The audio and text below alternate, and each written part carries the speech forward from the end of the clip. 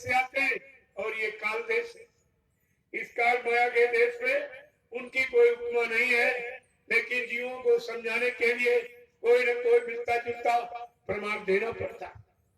उन्होंने क्या प्रमाण दिया है कि संत बिटपो सरिता गिरी धरनी ऊपर ही चला गी सबन की करनी। बिटप माने वृक्ष, सरिता माने नदी, गिर माने पहाड़, धरनी माने पृथ्वी का ये पांचों मिलकर आपको शारीरिक सुख दे सकती, लेकिन संत महापुरुष शारीरिक सुधार और जीवात्मा को उद्धार दोनों काम करने आता। इसलिए प्रेमियों इनकी यहाँ कोई उपमा नहीं है। हाँ, गुरु के बारे में तो कबीर साहब ने इशारा किया है, पृथ्वी को कागज करूं, तरवर कलम बनाए और समुद्र को स्याही करूं, लेकिन गुरु गुण लिखा न जाए। सारा भूमंडल पृथ्वी कागज कागज बना दिया जाए, जितने पेड़ पौधे खड़े इनकी कलम बना दी जाए, जितना जलाशय पानी इनकी स्याही बना दिया जाए। कबीर साहब कहते फिर भी गुरु के गुण उनकी दया का वर्णन नहीं किया जा सकता। प्रेमियों, ये तो गुरु की बात है और तुम्हें तो समय से सौभाग्य से सतगुरु मिले ही, उनके कितनी बड़ी महिमा।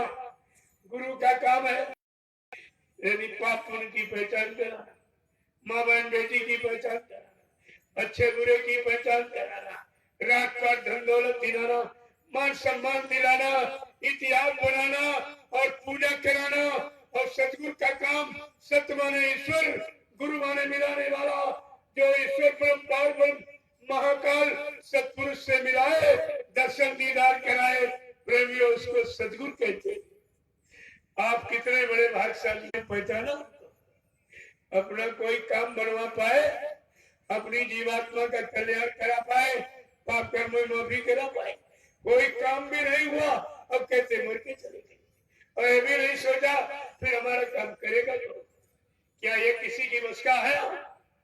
सतगुरु दयाल को छोड़कर जिनके पास गए उनसे कहो, क्या तुम कलयुग को भगा सकते हो, सतयुग को ला सकते हो, सारे विश्व को नया से अच्छा रोजी रोटी की व्यवस्था बना के दे सकते हो, महंगाई गरीबी बेरोजगारी को रुकवा सकते हो, टैक्सों की भरमार को तुम खत्म करा सकते हो?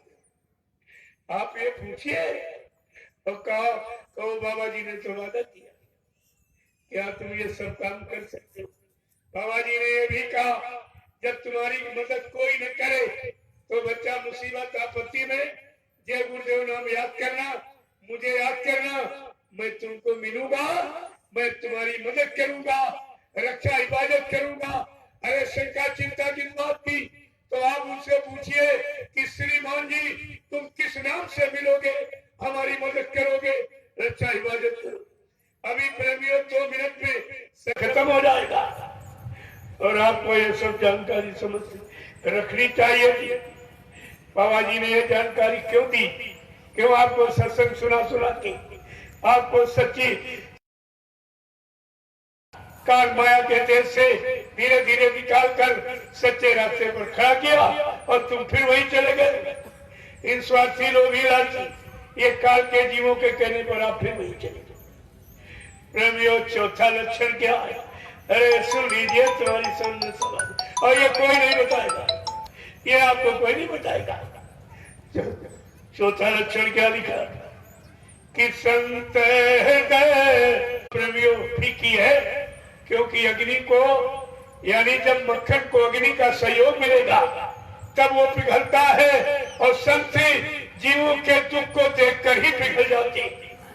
प्रेमियों, इनकी कोई औपो नहीं, लेकिन फिर भी कलयुग के जीवों को समझाने बुझाने के लिए तो कुछ न कुछ बताना पड़ता, कुछ न कुछ प्रमाण मिलता जुलता देना पड़ता। यह सब जानकारी आपको रखनी चाहिए। इसीलिए बाबा जी ने आज से बहुत पहले कहा, बच्चा आगे घोर कलयुग आ रहा है, तमाम स्वार्थी लोग ही लालची मानी अभिमानी गुमानी काल के जीव खड़े हो जाएंगे। तुम मेरे सत्संग वचनों को बहुत संभाल के रखना। अगर मेरे सत्संग वचनों को तुमने कहीं भुला दिया तो मेरी दुआ दया के भंडार से तुम करोड़ों को पीछे चले जाओगे।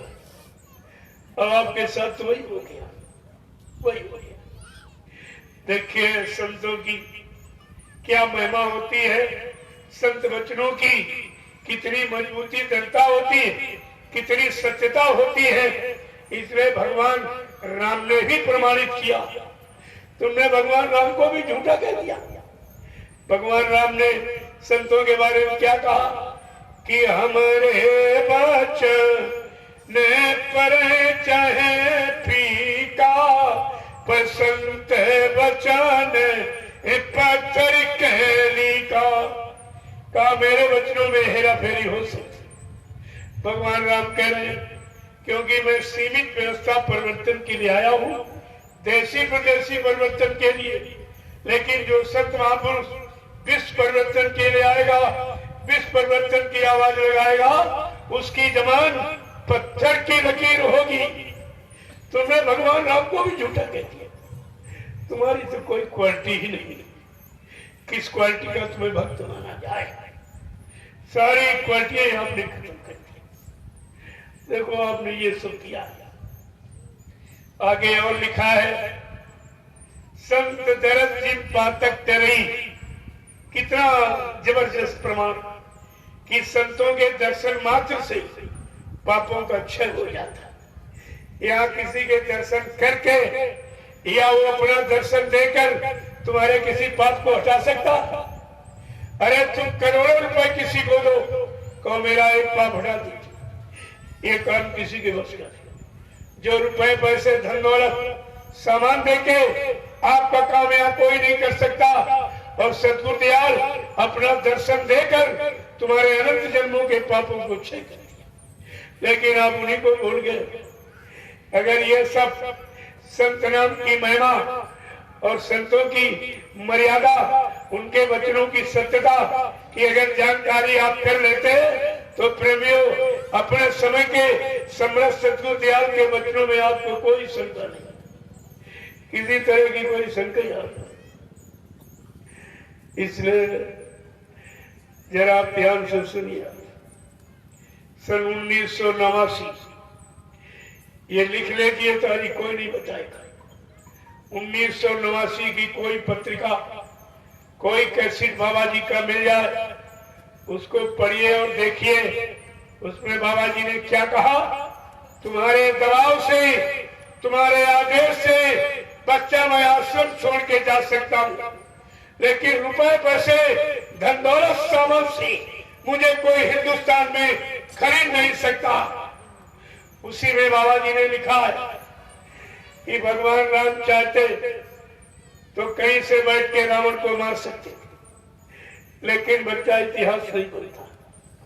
भगवान कृष्ण चाहते हिंदुस्तान के किसी कोने से महाभारत करा सकती थी, लेकिन कहा बच्चा इतिहास नहीं बनता। इतिहास बनाने के लिए सबको समय की इंतजारी करनी पड़ी। प्रेमियों, बिना इंतजारी का कोई इतिहास नहीं, या यूं कह लीजिए इंतजारी ही समय का इतिहास बनाती। तो मैं इंतजारी का नमूना बता दूं, आपकी शंका खत्म हो जाए कि बाबा जय गुरुदेव जी महाराज सत्ययुग लाने की क्या तैयारी कर रहे हैं। हमें आप सबको कहां पर बैठकर किस तरह कब तक उसका इंतजार करना चाहिए, ये इंतजारी कर। दूसरा नमूना, भगवान राम ने भी एक छोटी सी आवाज लगाई थी कि मैं राम राज्य की स्थापना करने आया। प्रेमियों, राज्य एक छोटी व्यवस्था है और बाबा जी ने सतयुग साम्राज्य लाने का संकल्प किया। संकल्प एक बृहद, साम्राज्य एक बृहद व्यवस्था। जब राम राज की स्थापना के लिए भगवान राम को 14 वर्ष इंतजारी करनी पड़ी। प्रेमियों, एक ऐतिहासिक तौर पर बाबा जी को कितना इंतजार करना पड़ेगा, क्योंकि उन्होंने सतयुग साम्राज्य लाने का और विश्व परिवर्तन किया। ये जानकारी अगर आप रखते तो फिर कोई शंका नहीं थी। प्रेमियों, तो मैं भगवान तो झूठ नहीं बोलेगा। भगवान की इंतजारी का नमूना बता दूं। भगवान राम ने अपने सगे माँ बाप को छोड़ दिया, अपनी प्यारी अयोध्या नगरी को छोड़ दिया, अपने धन महल खजानों को छोड़ दिया, रैयत रियाया प्रजा को छोड़ दिया और सीधे जंगल चले गए। मर नहीं गए, जंगल चले गए। किसके लिए? इंतजारी के लिए। कितने दिनों के लिए? 14 वर्ष के लिए। प्रभु जब जंगल पहुंचे, भगवान राम ने सीता से कहा, सीते, बगैर तुम्हारे हरण के रावण के मरण का कोई विधान नहीं है, इसलिए सीते तुम्हारा हरण निश्चित होगा। प्रेमियों, लीला जानबूझ के ठानी। क्या कह रहे हैं? बगैर तुम्हारे हरण के रावण के मरण का कोई विधान नहीं है, इसलिए तुम्हारा हरण निश्चित होगा। लेकिन कह रहे हैं हरण होने के पहले सीते, तुम मेरे एक आदेश हुक्म को मान लो। सीता ने कहा, भगवान क्या आदेश आपका? रामचरितमानस के उत्तरकांड में गोस्वामी महाराज ने क्या लिखा? अगर तुम उत्तरकांड को पढ़ लो और समझ लो तो बाबा जी की परिवर्तन की भूमिका पर कोई शंका नहीं, सब उसमें पहले लिखा पड़ी रखी। तो भगवान राम ने आदेश क्या दिया? सीता का जरा सुन लीजिए कि सुनव है प्रिया, तुम सुनव सुशीला, और हम कह चुकर ने चाहत नर लीला, और जब लगे कर अग्नि बिच बाता, और तब तक कर वो निशाचर नासा। भगवान राम ने क्या दे दिया कि सीते, मैं नरलीला करने आया, लेकिन बगैर तुम्हारे सहयोग के नरलीला नहीं कर सकूंगा, इसलिए तुम मेरा सहयोग करो। तुम अपना असली रूप अग्नि को समर्पित कर दो, मिलता जुलता नकली रूप बाहर में ले आओ, मैं उसी नकली रूप से नरलीला प्रारंभ कर दूंगा। प्रेमियों, सीता ने अपना असली रूप अग्नि को समर्पित कर दिया और नकली मिलता जुलता रूप बाहर में ले आई। उसी नकली रूप को रावण चुरा के ले गया और उसी से भगवान राम ने अपनी नरलीला प्रारंभ कर दी। नरलीला माने झूठ लीला, मार काट हिंसा खून खराबा की लीला। लेकिन सदगुरु लीला वैचारिक क्रांति की है। बाबा जी ने क्या आपसे कहा था? कहा, बच्चा, मैं तुम्हारी वो पूजा करा दूंगा जो रामकृष्ण की नहीं हुई। रामकृष्ण ने मार काट हिंसा खून खराबा किया, मारे डर और भय की लोग पूजा कर रहे हैं, लेकिन मैं वैचारिक क्रांति के द्वारा देश दुनिया का परिवर्तन करके दिखा दूंगा। तुम्हारी वो पूजा करा दूंगा जो रामकृष्ण की नहीं हुई, लेकिन तुम टाट बोरा बनकर तपस्या तो कर लो। तपस्या बिल्कुल, ये बोरे वालों ने तपस्या किया, ये बोरे वालों ने ये सब किया। जो मथुरा में ये हुआ, ये सब वो 5 बोरे वालों ने ये नाटक किया और तुम 45 करोड़ क्या करते रहे? तुम 45 करोड़ क्या करते रहे? तुम सच्चाई के लिए मुंह नहीं खोल सकते हो। अपने गुरु का अपमान हो रहा, गुरु पर कलंक लगाया जा रहा, उसके लिए आप जबान बंद किए बैठे हो। क्या ये तुम्हारा गुनाह और पाप नहीं माना जाएगा? तुम 45 करोड़, वो 5 ने अपना नाटक कर दिया, तुम 45 करोड़ क्या करते रहे? और जबान भी नहीं खोल पाए और उन्हीं के सहयोगी बन गए। पीछे पीछे झोला लिए घूम रहे हो। ये आगे आने वाला समय माफ करेगा। तुमने 750 वर्ष जो संतों का इतिहास, सारे संतों के इतिहास पर कलंक और संतों पर कलंक और गुरुओं पर कलंक लगा दिया। लिहाजा तुम्हें तो कहीं से माफी मिलने वाली है। इसको आप सुन लीजिए, ये माफी कभी किसी को नहीं मिलती। राग न सके गुरु का द्रोही, गुरु से विद्रोह करने वाला, गुरु को झूठ बोलने वाला, वादा खिलाफी करने वाला, दगेबाजी करने वाला, ऐसा तो कभी कोई रोक के रख ही नहीं सकता। उसकी कोई रक्षा नहीं कर सकता। और आप सब यही काम करें, कोई भी ऐसा नहीं बचा। एक बार शंका ने सबको झकझोर दिया। अपने गुरु पर आपको अगर विश्वास होता, बाबा जी ने क्या कहा था, पहले से इशारा कर रहे कि बच्चा मेरे बारे में कोई कैसी समस्या लाके खड़ी करे, तुम कभी विश्वास मत करना। पिछले राजनेताओं ने हमें भली भांत अजमा लिया, मार डालने का कितनी बार प्रयास किया, लेकिन मैंने चैलेंज किया है, न मुझे कोई मार सकता, न मुझे कोई धोखा दे सकता, न मुझे कोई धनदौलत सामान से खरीद सकता। मैं अपना काम करने आया हूँ, काम करके ही जाऊंगा। फिर अपने गुरु को झूठा कैसे कहें? अरे मैं तो भी इशारा करके पूछ रहा हूँ। प्रेमियों, लीला भक्तों की परीक्षा लेती है, कसौटी करती।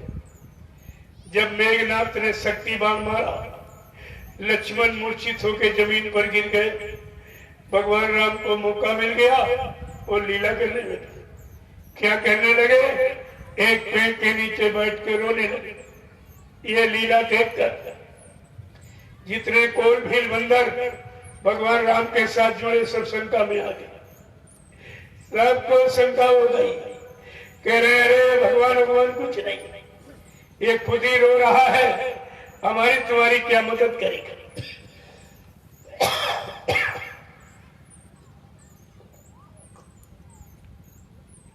एक छोटी सी लीला में सब शंका में आ गए और कोल भीलवर बंदर जो भगवान राम के साथ जुड़े साथ छोड़ के भगने लगे।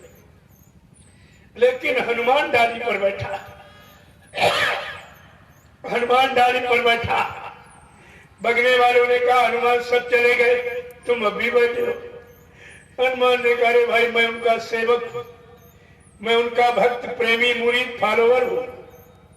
सेवक भक्त का कर्तव्य है अपने आराध्य इष्ट गुरु के आदेश का पालन करना और अग्रिम आदेश का इंतजार करना। कह रहे हनुमान कह रहे मैं तो इस इंतजारी में बैठा हूं, मेरे गुरु राम मुझे कब सेवा का आदेश करे, मुझे सेवा का अवसर मिल जाए।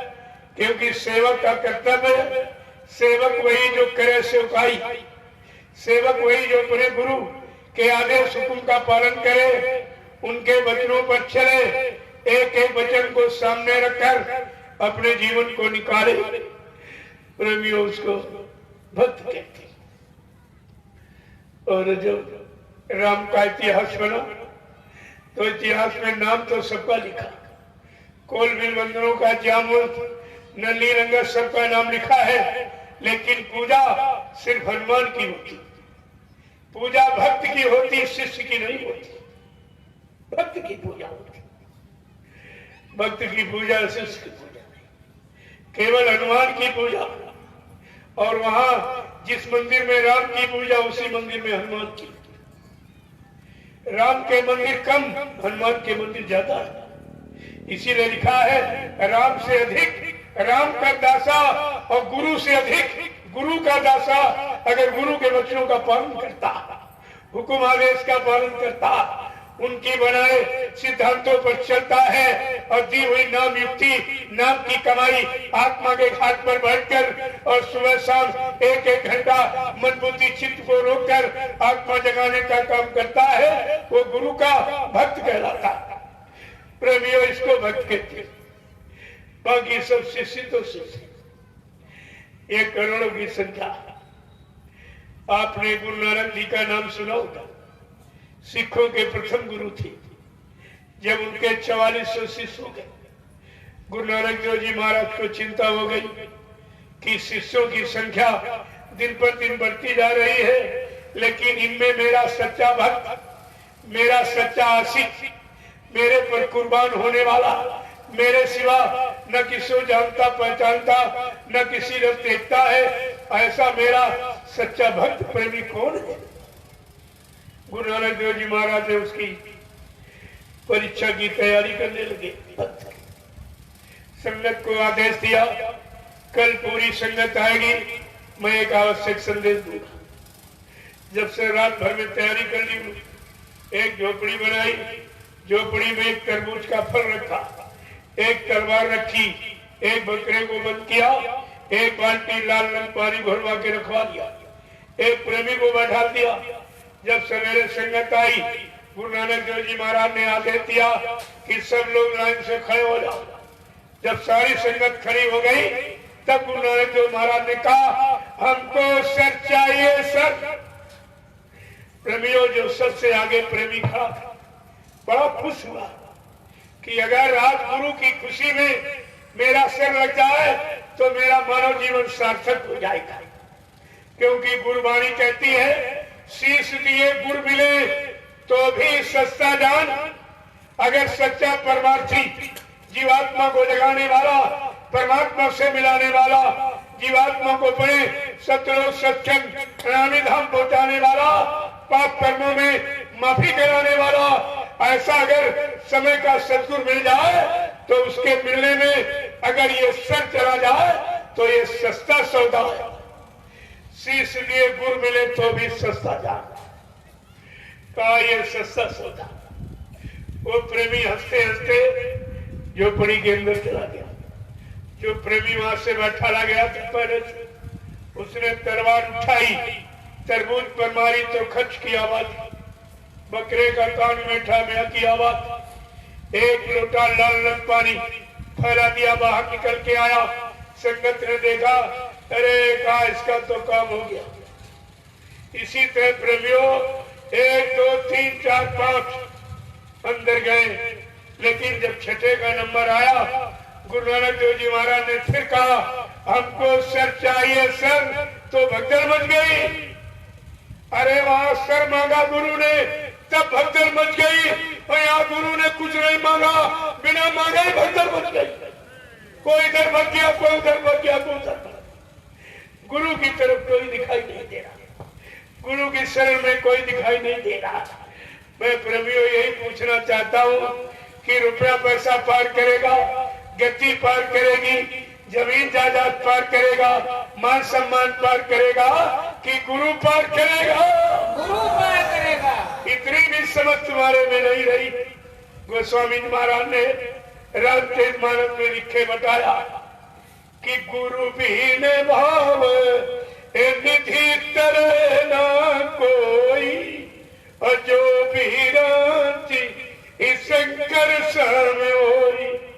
का गुरु के बिना भवसागर कोई पार नहीं कर सकता। तुम जहां गए हो वहां सदगुरु है कोई?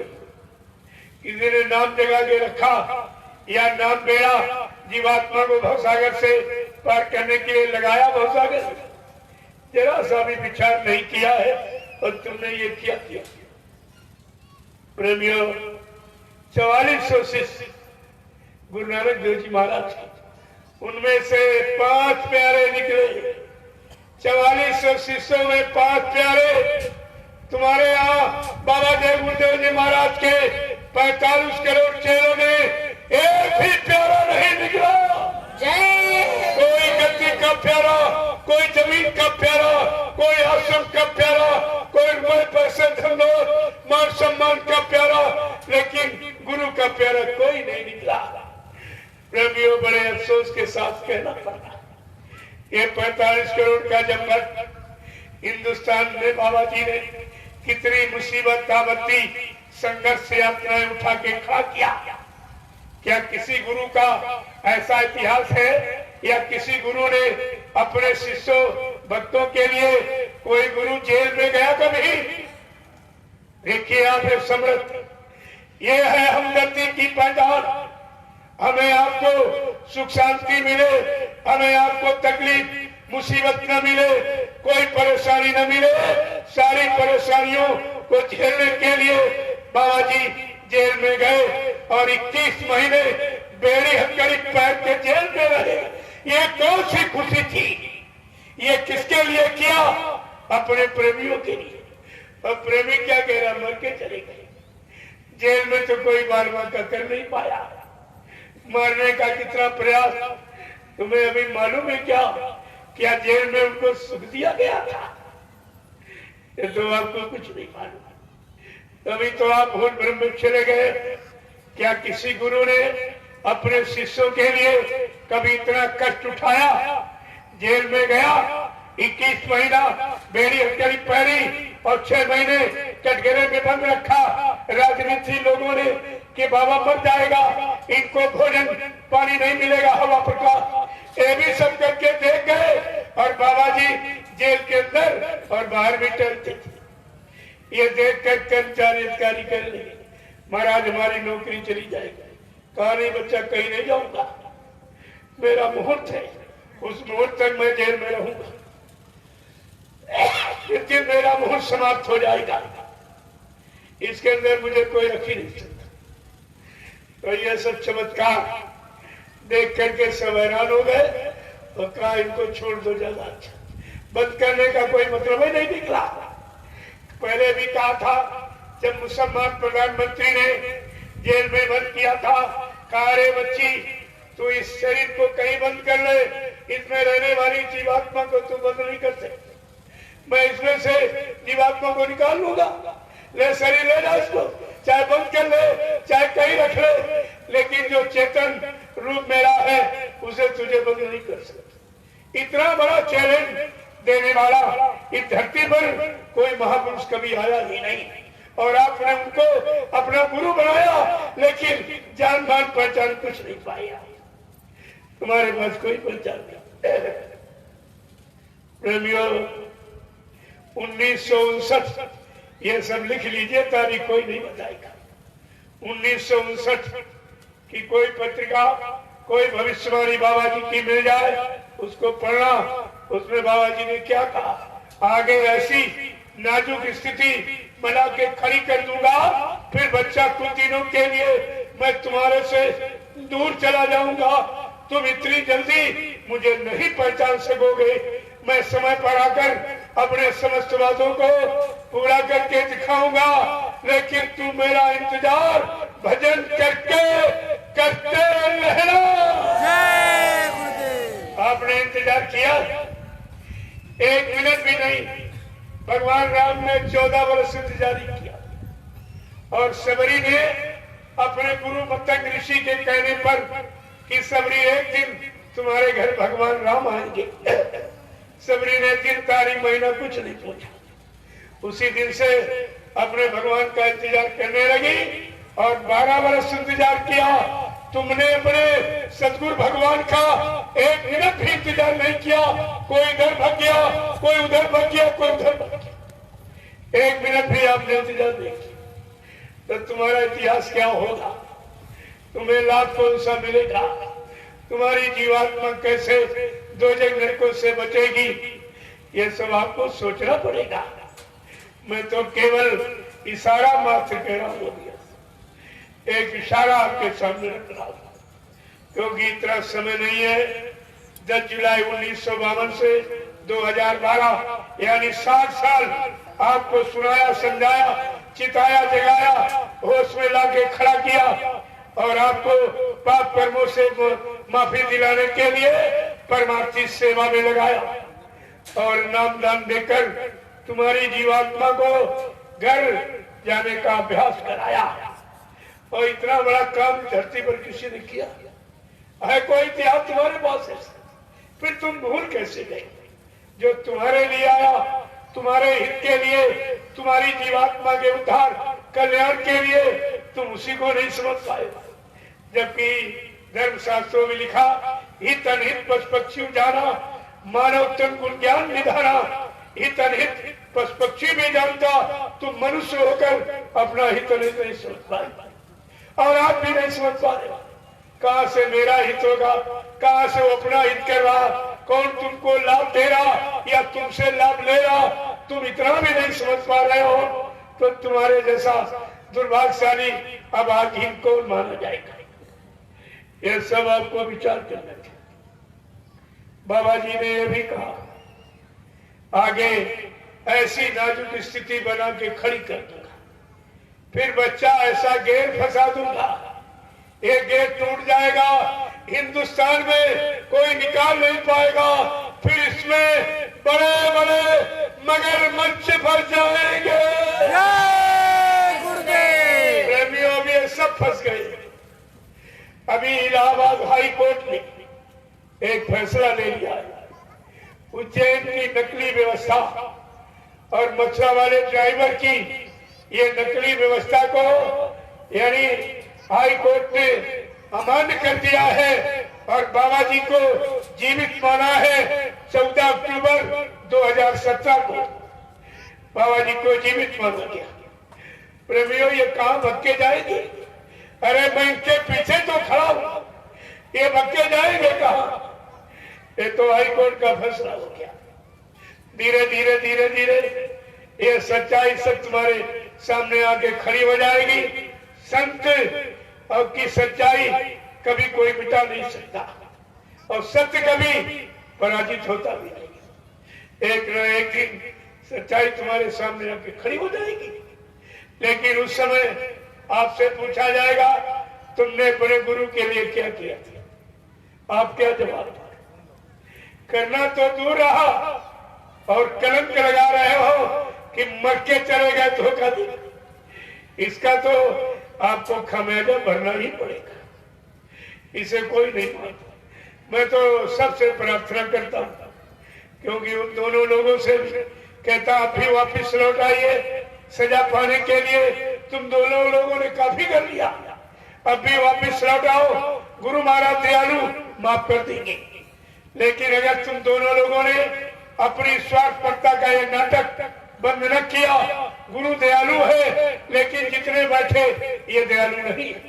जिस दिन ये सच्चाई को जान लेंगे, तुम्हारी नसों से अपनी सेवा का एक एक रुपया वसूल कर लेंगे।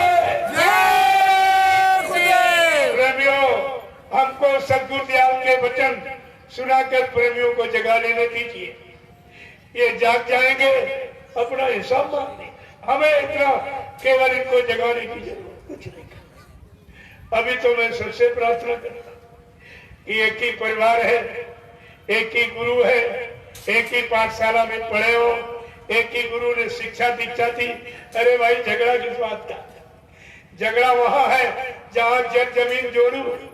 लेकिन गुरु के दरबार में आप अपनी जीवात्मा के कल्याण कराने के लिए गए थे, पाप कर्मों में माफी कराने गए थे कि गुरु को आश्रम से भगाने के लिए जमीन आश्रम छीनने के लिए गए थे? तुम्हारा लक्ष्य उद्देश्य क्या था? जरा अपने लक्ष्य की तरफ ध्यान दीजिए, ये सब तुम्हारी समझ में आ जाएगा। बाबा जी ने ये भी कहा, आगे बच्चा इतना खराब समय आ रहा है, घोर कलयुग आ रहा, मैं ऐसी नाजुक स्थिति बना के खड़ी कर दूंगा। फिर एक छोटा सा खेल खेलूंगा, छोटी सी लीला करूंगा।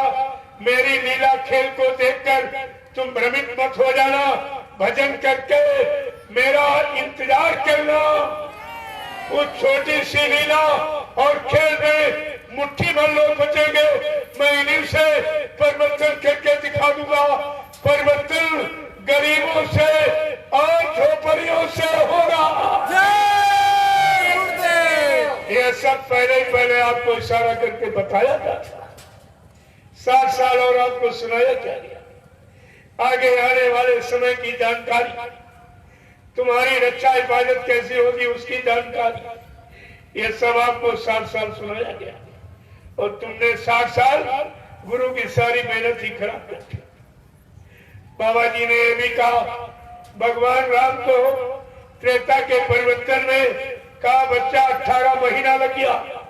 भगवान कृष्ण को द्वापर के परिवर्तन में 18 दिन लग गए। लेकिन बाबा जी ने क्या कहा, बच्चा इस कलयुग के परिवर्तन में हमको 18 मिनट भी नहीं लगेंगे।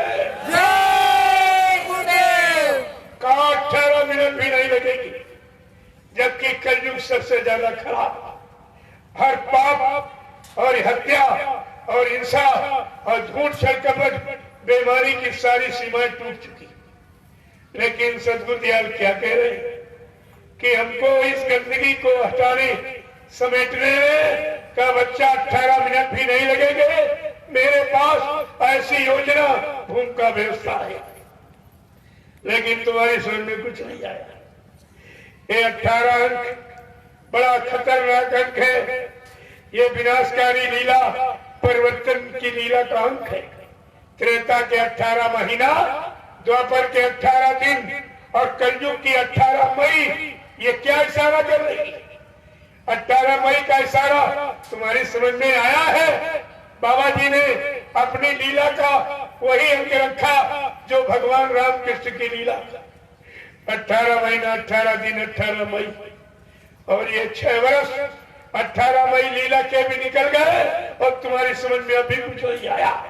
10 जुलाई 1952 से 2012 60 वर्ष तुमने मथुरा में गंवा दिए और 6 वर्ष ये लीला के भी निकल गए और 66 वर्ष तुम्हारे जीवन के अमूल्य ये मतलब निधि खजाना चला गया, लेकिन आपकी समझ में कुछ नहीं है। अभी आपकी समझ में कुछ नहीं आया। अरे समझना बड़ा कठिन है। कहा अगर समझना चाहते हो मेरे सत्संग वचनों से समझ आएगी। जो मेरे सत्संग वचन समय से उच्चारण किए हैं, जब उनको सुनोगे, समझोगे और करोगे, अपने जीवन में उतारोगे तो सारा लाभ वचनों का तुम्हारे पास होगा। ये तब तुम्हारी समझ में आएगा। देखो कितनी बड़ी जानकारी थी और आपने कोई काम नहीं समझा। रवियों आपने कुछ किया ही नहीं। बाबा जी ने 3 महान वादे किए। जरा सुन लीजिए, कोई नहीं बताएगा क्या वादे किए। पहला वादा किया, अपना परिचय दिया।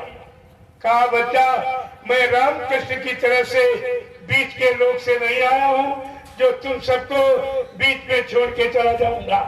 न मैं ब्रह्मा के ब्रह्मलोक से आया हूँ, न विष्णु के विष्णुलोक से आया हूँ, न शिव जी के शिवलोक से आया हूँ, न राम के साकेत लोक से आया हूँ, न कृष्ण के गोलोक से आया हूँ, न देवी देवताओं के देवलोक से आया हूँ।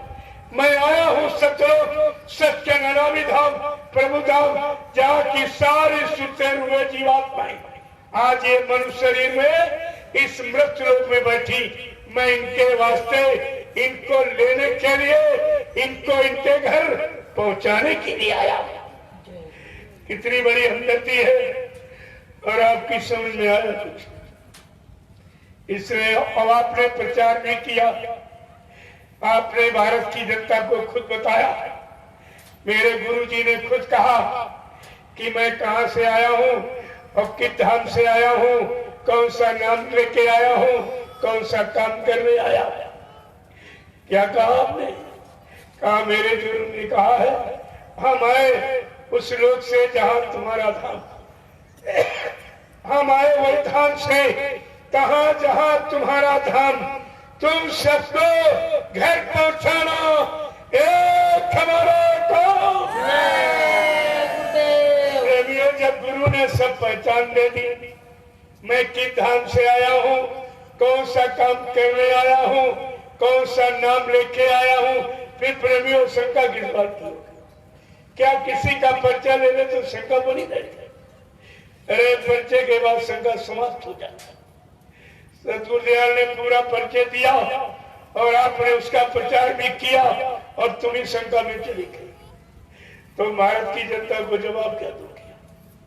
ये सब पूछेगी।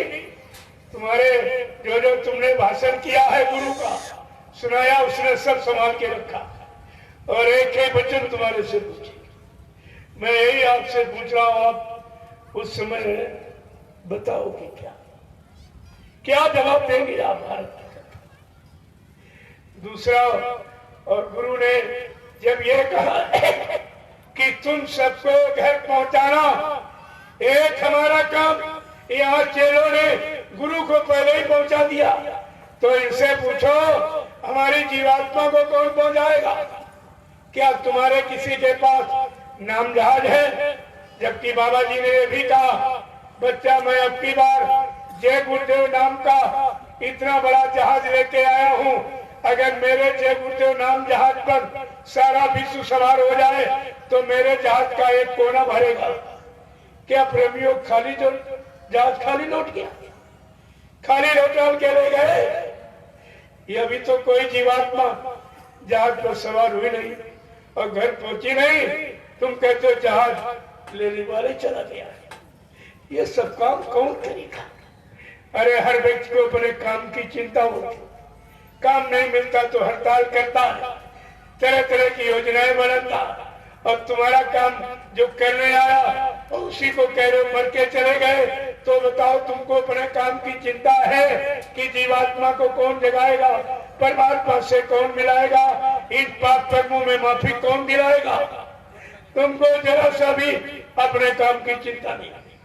यहाँ काम के लिए लोग क्या क्या प्रयास करते, कितनी मेहनत करते, लेकिन तुमको अपने काम की कोई चिंता नहीं। तुम्हें काम की पहचान ही नहीं, जानकारी नहीं कि मानव शरीर हमें किस काम के लिए दिया गया। ये भी अगर मालूम होता तो इस मानव शरीर को आप कभी गलत जगह नहीं डाली थी। जब नाम डाल दिया जाता, तन मन गुरु को अर्पण किया जाता।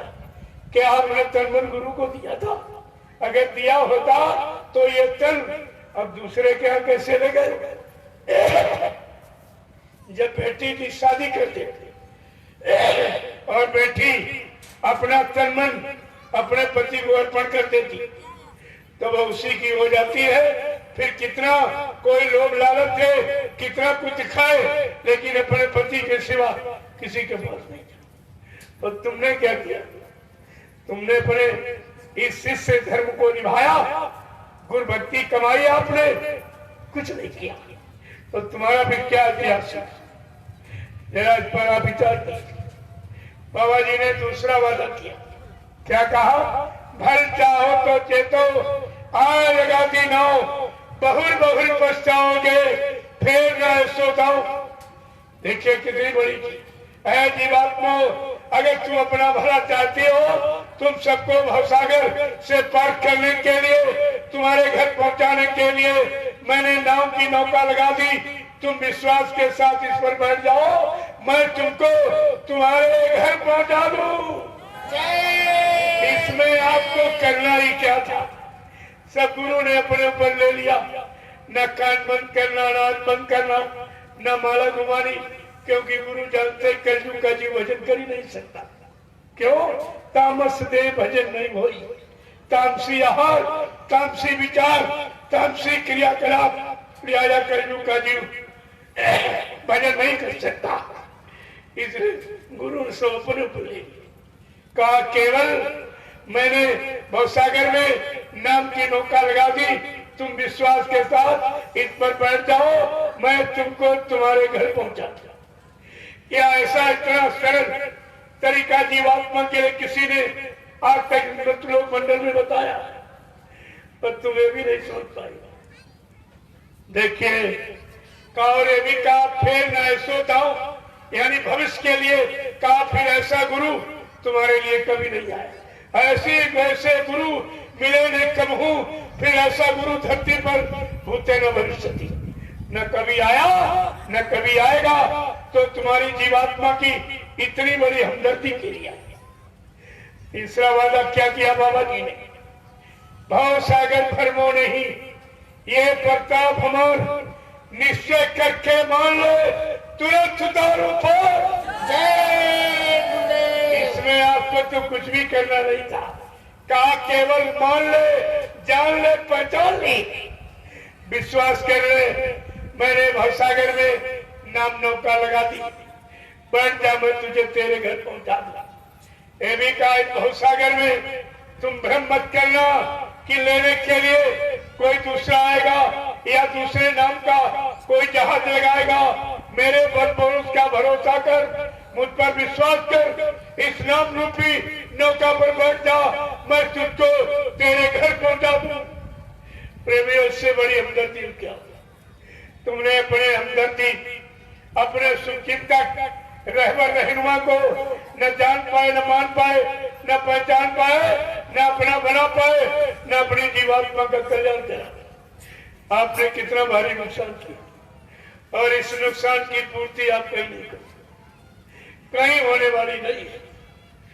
प्रेमियों, बाबा जी ने यह भी कहा था, जो परिवर्तन करने आया उसको अपना घर मुकाम छोड़ना पड़ा।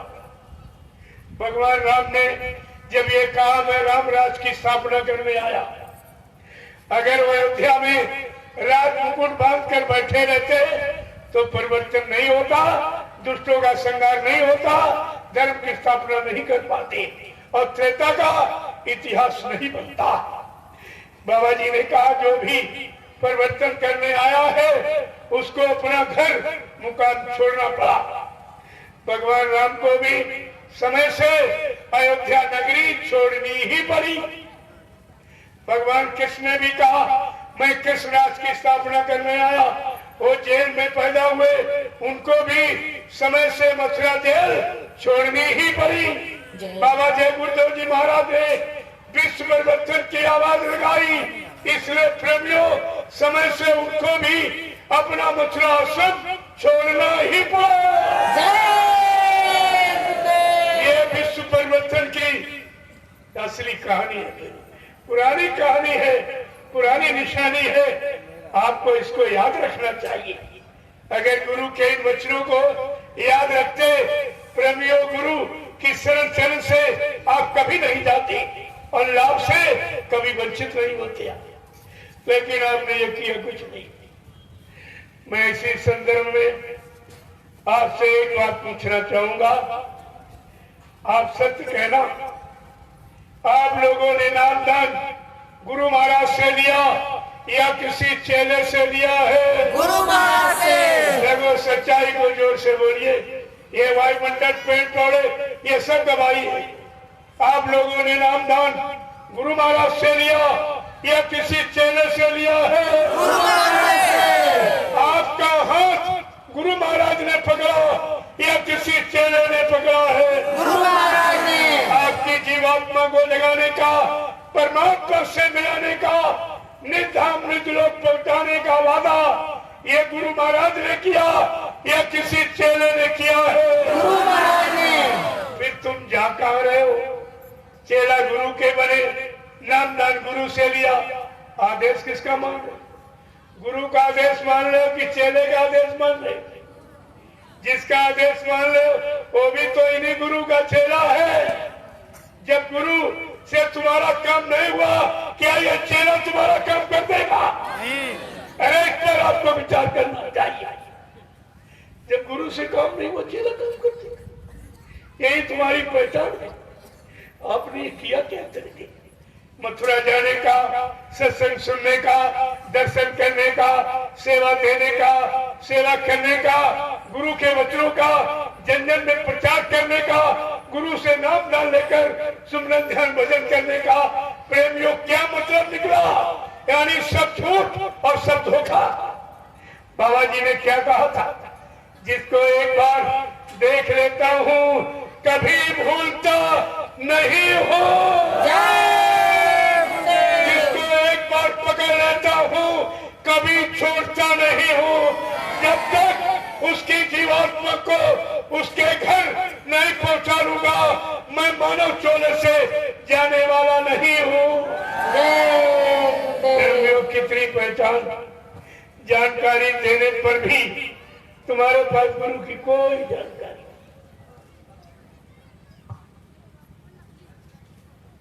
आप लोग संदेह संदेह बोलो में रह गए। अब मैं आपको एक बात और बता दूं। बाबा जी ने यह भी कहा कि लोग पेड़ लगाते फल नहीं खा पाते, मर के चले जाते। लेकिन बच्चा, मैं सतयुग का पेड़ लगाऊंगा, फल खा के जाऊंगा, व्यवस्था बना के जाऊंगा। यह सब पहले और काट परिवर्तन की निशानी है। हर युग में जब सत्रेता में भगवान राम ने परिवर्तन किया, उनके गुरु वशिष्ठ जी ने राम को आदेश दिया कि जंगल जब जाने का था, कहा जंगल तो जा रहे हो, राशि कपड़ों को उतार दो, सिर से मुकुट उतारिए और लो भूमि शयन बलकल वसन कंदमूल फल खाओ।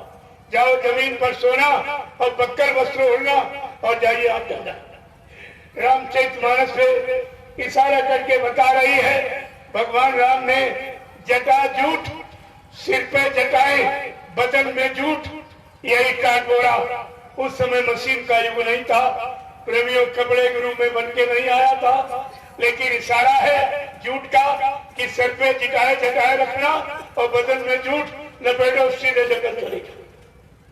14 वर्ष भगवान राम ने अपने गुरु वशिष्ठ के आदेश का पालन करके टाट बोरा पहना और बड़े बड़े राक्षसों खरदूषण, त्रिसरा, सूर्पनखा वाली आदि का वध किया और लंका में जाकर संपूर्ण राक्षसों का विनाश किया और सुरक्षित अयोध्या वापस लौट पाए। किसके बल पर?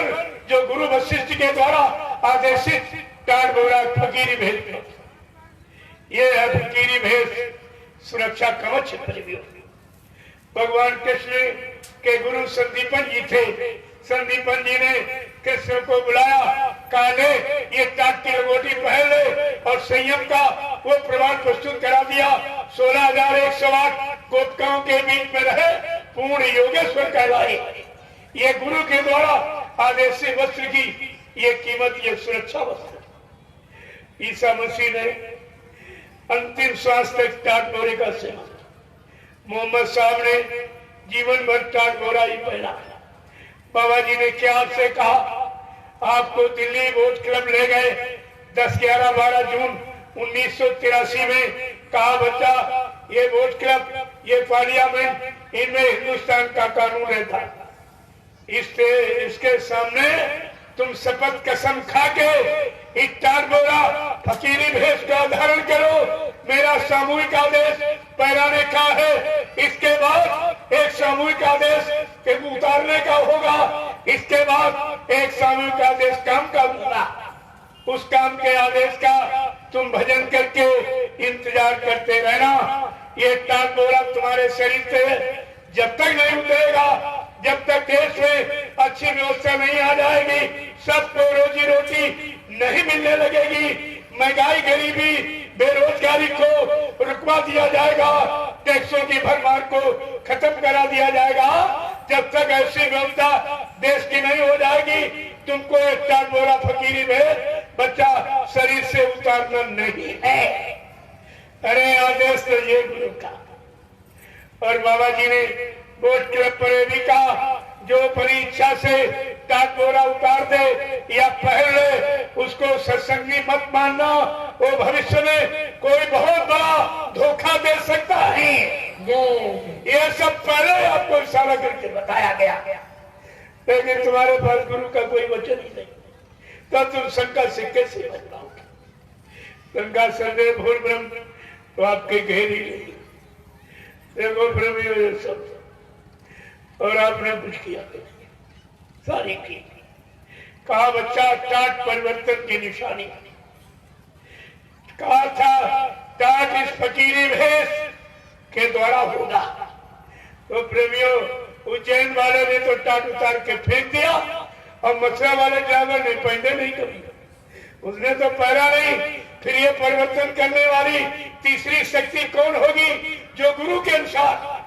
कहा बच्चा टाट के द्वारा परिवर्तन मैं करके दिखाऊंगा। मैं टाट की पूजा कराऊंगा, टाट का इतिहास बनाऊंगा, लेकिन टाट पहनकर तुम तपस्या करेंगे। सब भूल गए लोग, कुछ नहीं मालूम, एक भी वचन आपको नहीं मालूम। ये टाट बोरा वाला भी बेकार हो गया, इसके भी समझ में कुछ नहीं आया। तो जरा अब आप ध्यान दीजिए। मैं आपका ध्यान थोड़ी देर के लिए उधर की तरफ ले जाना चाहूंगा, जहां से हिंदुस्तान में झूठा प्रचार किया गया कि बाबा जी शरीर छोड़ के चले गए। वो जगह कौन है? मथुरा आश्रम, जहां से हवा फैलाई गई। आप सब लोग लगभग गए भी होंगे। वहीं पर लाखों प्रेमियों ने तुरंत आवाज उठाई, मेरा गुरु कभी झूठ नहीं बोलेगा। मेरे गुरु ने नामदान के वक्त ये वादा किया, बच्चा मैं तुम्हारी जीवात्मा को जगाऊंगा, परमात्मा से मिलाऊंगा। जब तक जीवात्मा को जगा के परमात्मा से मिला नहीं दूंगा, तब तक मैं इस मानव चोले से जाने वाला नहीं हूँ। प्रेमियों ने कहा मेरा गुरु झूठ नहीं बोलेगा। इस पर प्रेमियों ने अपनी आस्था को आगे रखा कि हाईवे को जाम कर दिया और ये कहा जो तुम ये शरीर बना के ले आए हो, इसको असली नकली और इसको आप यानी मतलब बड़े मंच पर रख दो। ये कपड़े उतार के ऊपर वाला कपड़ा हटा दीजिए, बड़े मंच पर रख दीजिए। हिंदुस्तान का पूरा प्रेमी आज मथुरा में मौजूद अपनी आंखों से देख लेगा।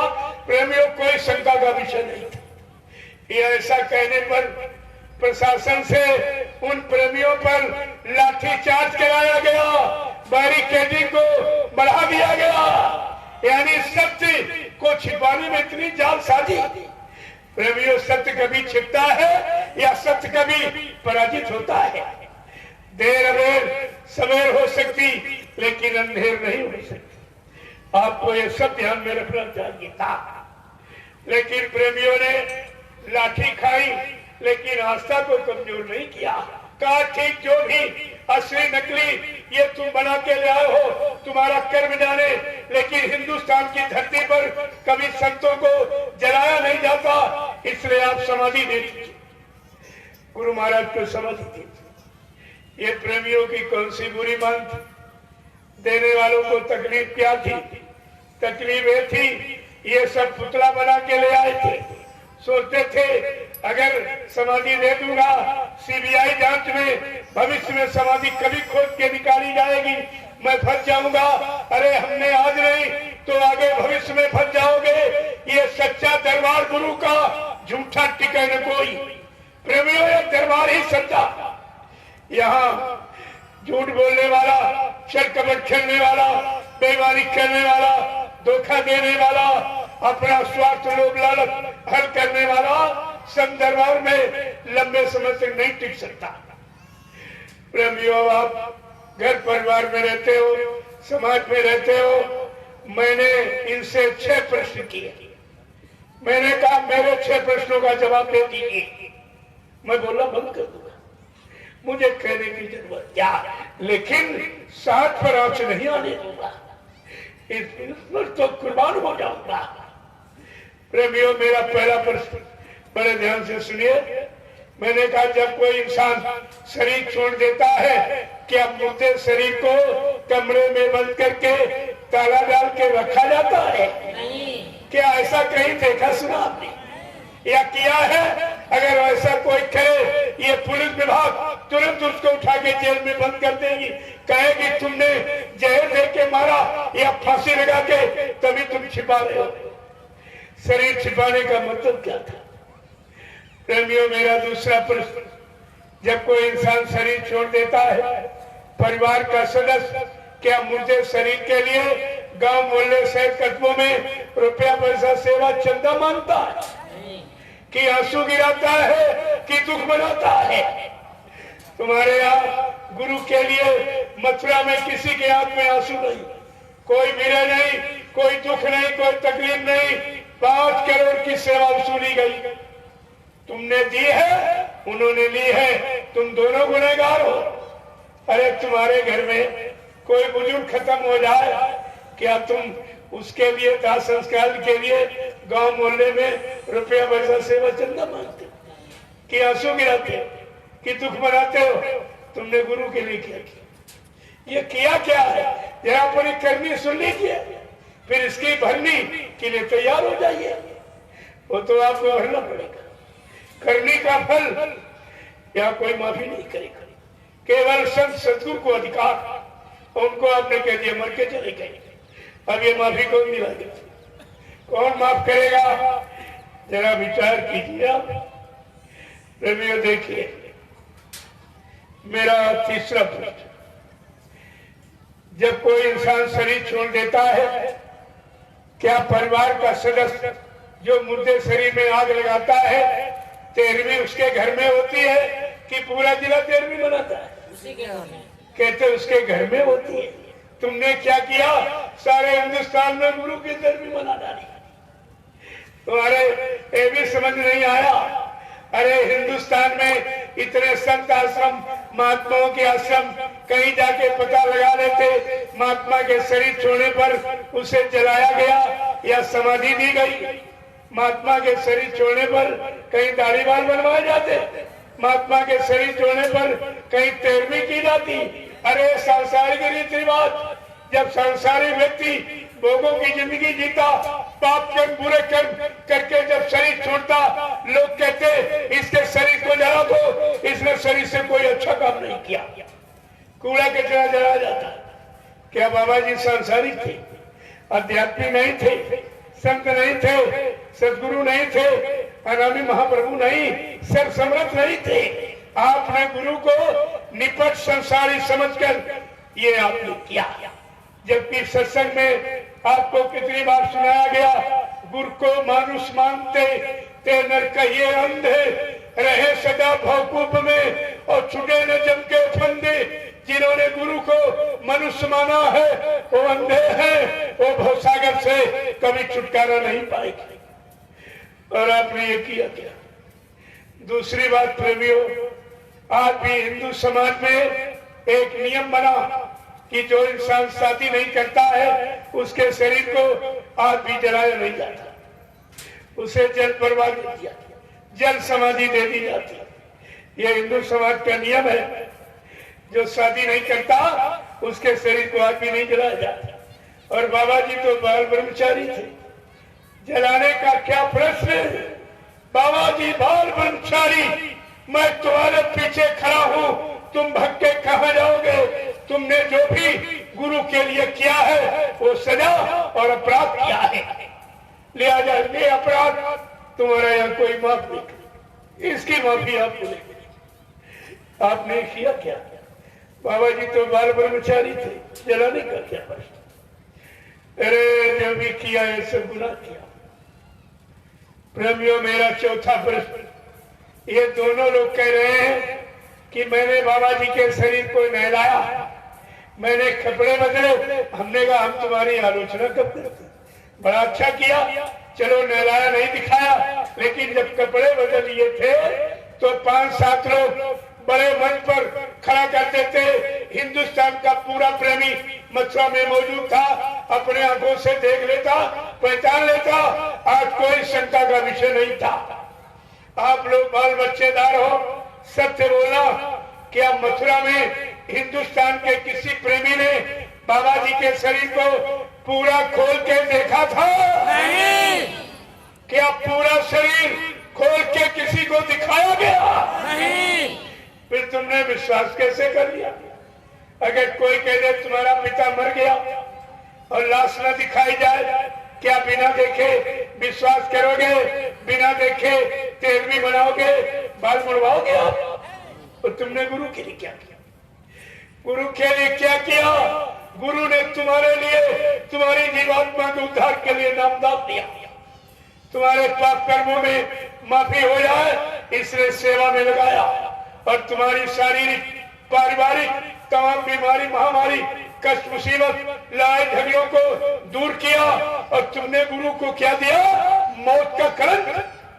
प्रेमियों, मौत तो अंतिम सजा, आपने गुरु को भी दी, आपने सजा दे दी, ये किया।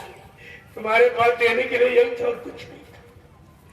प्रेमियों, मेरा पांचवा प्रश्न, ये दोनों लोग कह रहे मैंने बाबा जी के शरीर को सही जलाया। हमने बड़ी अच्छी बात, जब सही जलाया है तो मौत का प्रमाण पत्र क्यों नहीं दे दी? क्यों पीछे हट रहे हो?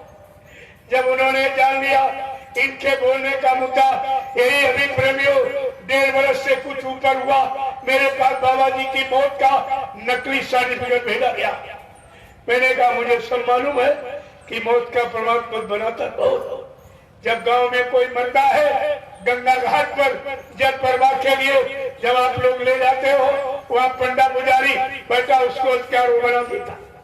जब शहर कस्बों में कोई मरता है, नगर निगम को अधिकार है, वो मौत का प्रमाण बना देता।